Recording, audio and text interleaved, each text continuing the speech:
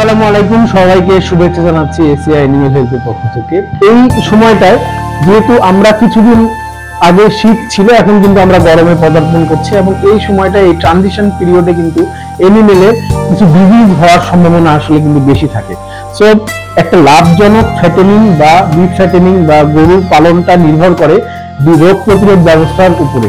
একটা খামারে যত রোগ প্রতিরোধ ব্যবস্থা উন্নত হবে, যত গরুর রোগ বালাই কম হবে, তত কিন্তু আসলে উৎপাদন খরচটা অনেক কম হবে, আলটিমেটলি বিক্রির দামটা ভালো পাওয়া যাবে। এর জন্য অবশ্যই গবাদি পশুগুলোকে রেয়ারিং করার পূর্বে লাম্পি স্কিন ডিজিজের ভ্যাকসিন আসলে প্রদান করা খুবই গুরুত্বপূর্ণ, কারণ এটা অর্থনৈতিকভাবে একটা গুরুত্বপূর্ণ ডিজিজ।